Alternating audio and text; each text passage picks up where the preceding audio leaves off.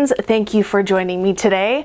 This is going to be my April wrap-up. I am a bit late, once again, just haven't had the time to record, but I read a lot of audiobooks this month. I only have 3 physical books that I read this month, but I read a lot of audiobooks. So I will go ahead and get into my reviews. So the first book that I finished this month was an audiobook for The Bone Houses by Emily Lloyd-Jones and narrated by Moira Quirk.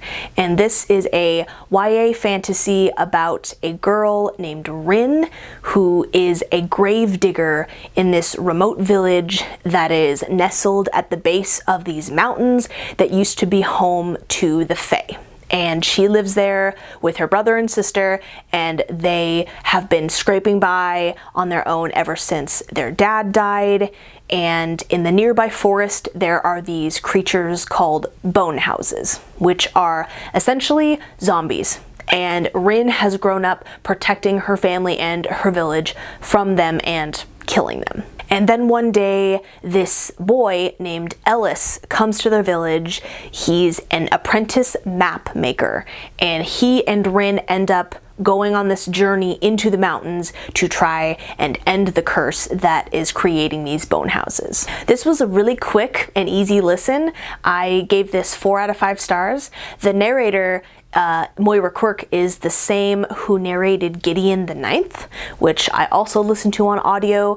I think I liked her narrating this book more than that one. I ended up giving Gideon 3 stars. I think I might have enjoyed it more if I had read it physically. But anyway, this takes place in the same universe as the author's other book, The Drowned Woods, which I happened to read first, even though it came out after this one, because The Drowned Woods came in an Owl Crate box. But I actually liked The Bone Houses a little bit more.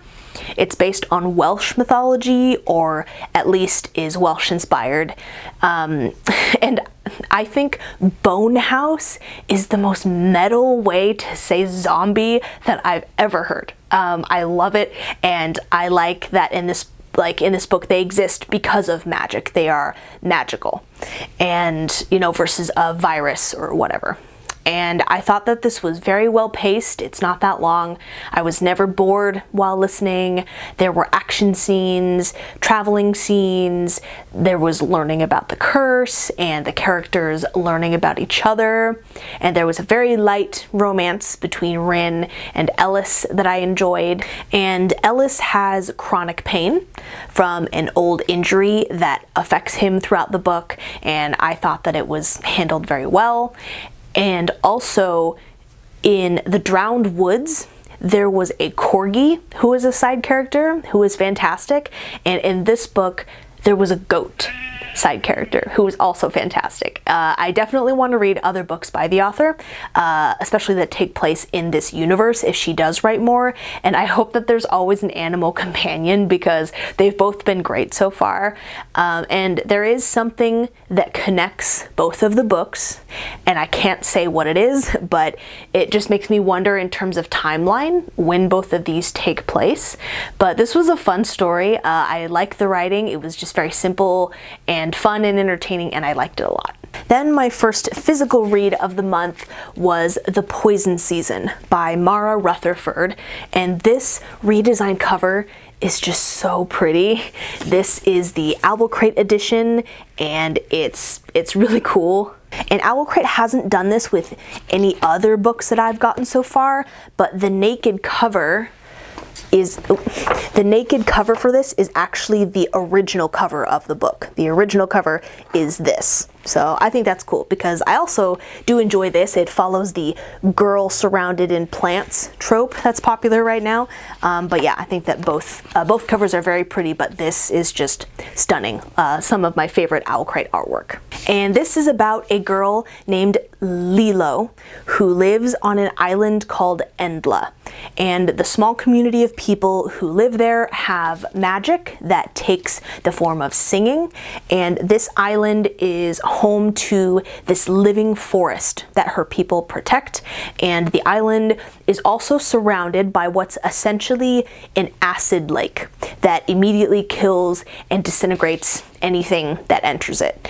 And Lilo's younger brother Tate wasn't born with magic, and as a result, he's going to be banished from the island. That's protocol for people who aren't born with their magic. And the people of the island are also very hostile towards outsiders, and she ends up saving the life of an outsider named Jaren, who gets himself on the island, and it will not end well for him if he's discovered. And Lilo starts to question her small community and way of life while she grows closer to Jaren and tries to keep his presence on the island a secret until she can help him escape. And I gave this 4 out of 5 stars. I really liked it. It was a surprise.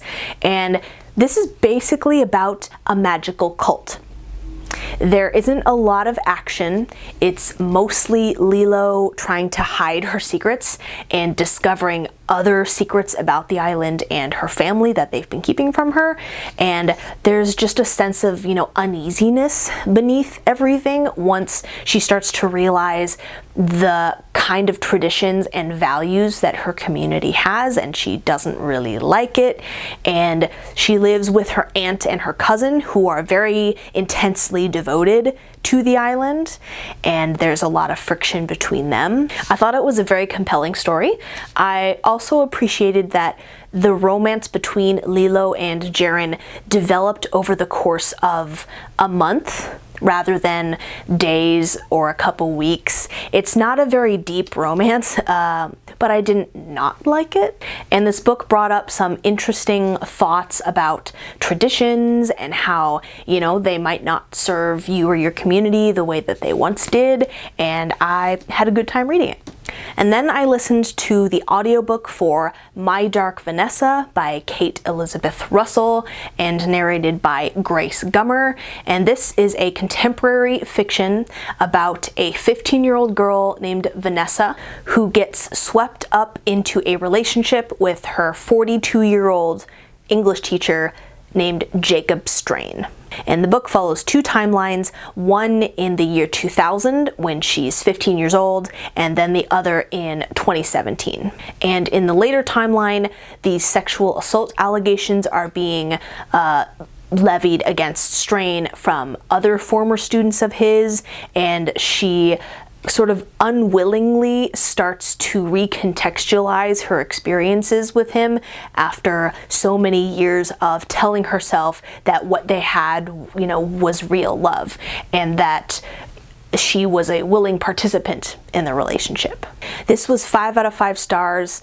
The audiobook was very good. The subject matter is obviously not fun to read about, but this story was just well written, very insightful and revealing. There were moments in this that were really disgusting and graphic, not just fade to black, and just the way that Strain manipulates and gaslights and grooms Vanessa is so insidious and infuriating and gross. And Vanessa herself is a complex character. At times she's very frustrating and even unlikable. And this book does such a good job of putting you in the mind of someone who, doesn't want to come forward because she's romanticizing her abuse because of just how thoroughly she's been manipulated. And this book was it was excellent. Definitely recommend it if you are, in the right headspace for this kind of story. Obviously check trigger warnings. It's heavy and intense, but very good. 5 out of 5 stars. It was excellent. And then I read The Power of Myth, which is a transcript of an interview with Joseph Campbell, who is an American author. I don't know much more else about him, but he's known for his book, The Hero with a Thousand Faces, which is all about the hero myth and the hero's journey. And this was an interview from the late 80s with Campbell and a journalist named Bill Moyers, talking about the role of myth in modern society. And this was like a 2.5 for me, which I rounded down to 2. This was just all over the place and very rambly and he makes very pretty sounding sentences that sound very spiritual and philosophical and are also just hard to decipher. I started to get used to it as the book went on, but this just didn't really do anything for me. He brought up some things that were interesting to think about, and it's all tied to this idea of myth, and he talks a lot about religion, and I just wanted to get through it and finish it, honestly. I had to force myself to finish this. My eyes just started skimming because of just how impenetrable the language was, and like, now that I'm finished with this book, I barely have the energy or the desire to go into details about it. It's so chaotic and it's hard to even summarize. So yeah, this didn't speak to me, even if it did spark some conversations when I talked about some of the things that I read with people. And I don't know, I feel like this is a really crappy review of this, but I literally can't even be bothered, and I am going to be unhauling this so I don't have to think about it anymore.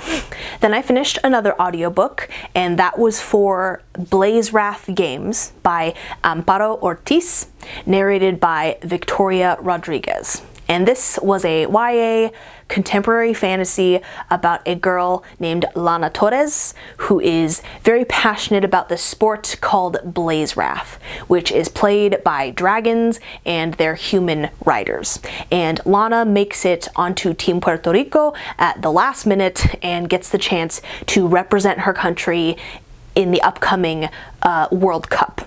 But there is this dragon called the Sire who is cursed into human form, and he is working with his followers attacking dragon sanctuaries in protest of the cup, and is demanding that they cancel the cup or he will keep wreaking havoc and endangering people's lives. And Lana gets wrapped up in this conspiracy that goes beyond, winning this tournament. I gave this 3 out of 5 stars. This was a fun book, and probably the only possible way to get me interested in reading a book about sports is to make it involve dragons. And all of the scenes where they were playing or practicing Blazewrath were really cool, and the dragons were also really cool, but there was a lot going on in this that just lots of subplots that kind of detracted from the primary plot lines.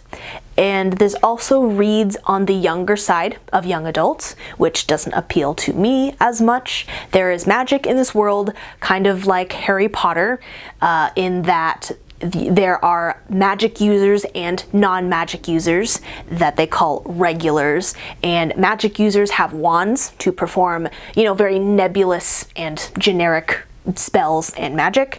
But this book is very diverse and inclusive.